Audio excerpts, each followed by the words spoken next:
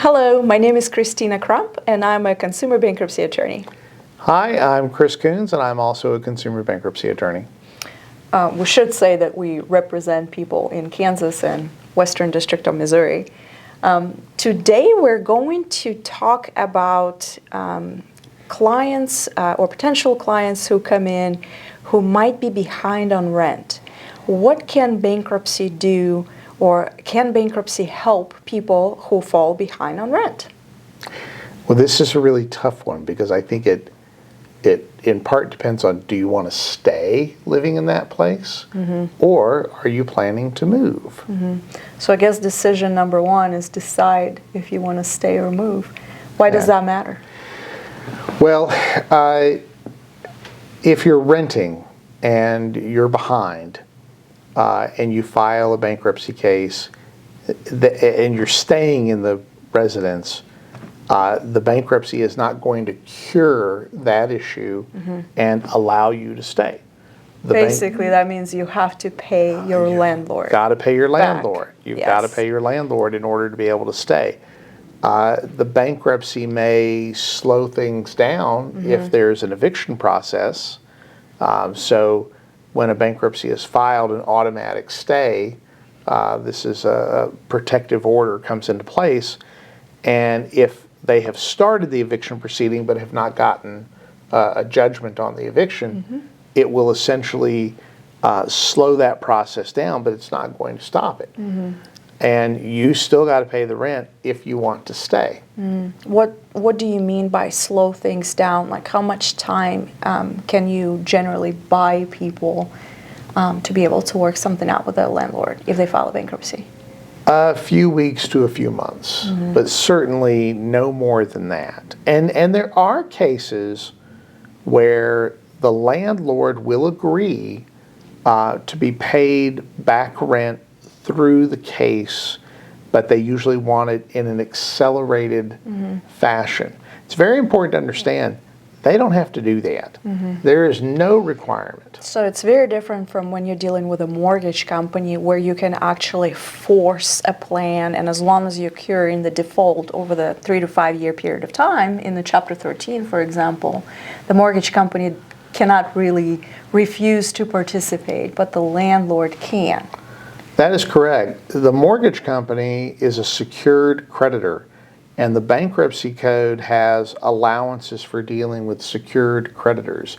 In essence, where you have a secured creditor, the person filing the bankruptcy owns the property, and the secured creditor has a loan that grants them a lien on the property. But where you're a renter, you do not own the property. What you have is a contractual right to occupy the property, but that contractual right exists because you're paying rent. And the second you're not paying rent, you are in breach of that contract. And because you don't own the property, the bankruptcy cannot force the landlord to allow you to stay in the property. When I say slow it down, the automatic stay kind of stops, not kind of, it does, it stops any immediate eviction proceeding as long as no judgment has been granted. It arguably even stops some evictions after that point. And the lawyer for the landlord, in order to get that automatic stay lifted, is going to have to come into the bankruptcy court and ask the court for relief from the automatic stay to proceed. But I've never seen a case where it's not granted if it's apparent that the rent is not going to be paid. Well, I think it's granted even if the rent is paid, if the landlord is not willing to participate. I agree. Yeah, I think that's correct. Yeah, and I'm not sure there's much we can do in terms of objecting to something like this if there is a non-payment. There might be other issues, there might be circumstances that I can, kind of imagine or see. But if you're behind on rent, I think at least in Kansas, there's not a whole lot we can do if the landlord is not willing to take payments or make some kind of other workout arrangements there. Yeah. When do you think is the best time to file bankruptcy if you are moving, like you want to get a new residence, you want to move out Right. of the place that you're renting, and you're behind on rent. Well, if somebody comes to see me and they're behind on rent and I ask them that question, do you want to stay or go? And the client says, well, I want to go. Then the first thing I think should happen is they should move, then we should file the bankruptcy. There are a couple of reasons for that, but one of the biggest ones is that I find sometimes clients have a little bit more difficulty renting a place while they're in an active bankruptcy.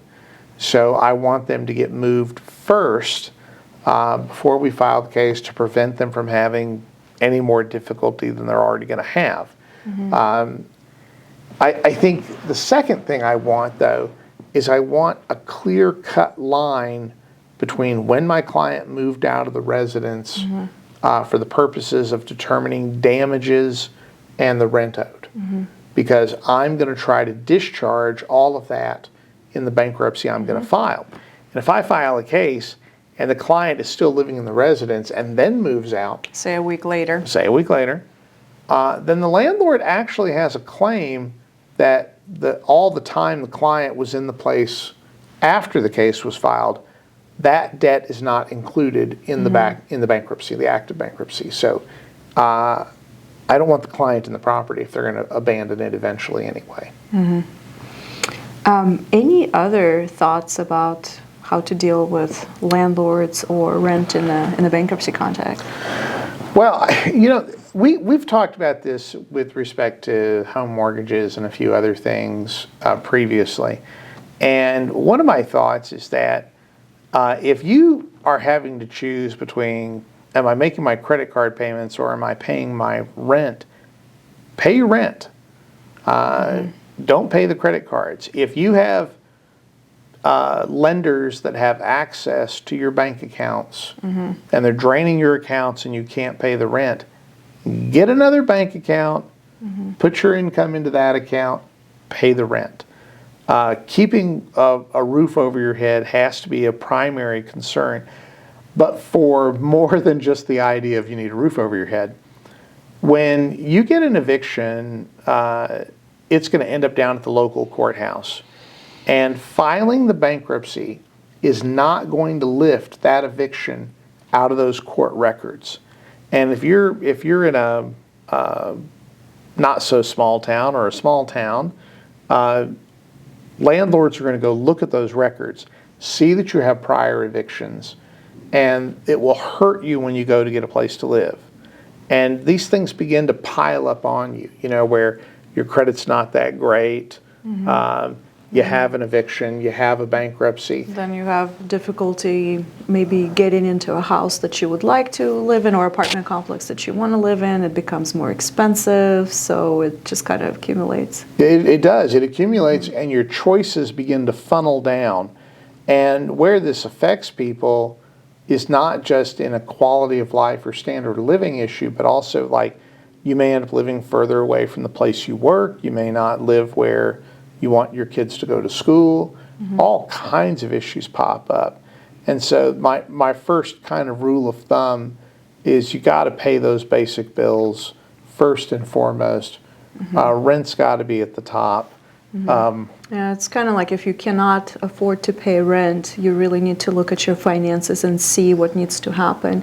If there may be something that's fixable, because a lot of times, a lot of things we can help people fix in terms of the debt load or monthly payments to ensure that you can continue paying rent. Yeah, you're in a position where if you're having trouble paying rent, where you're at that point, you probably need to consult with a bankruptcy attorney or at least think about it. These are the kinds of things that when I think about cases keep me up at night because they're things I can't fix.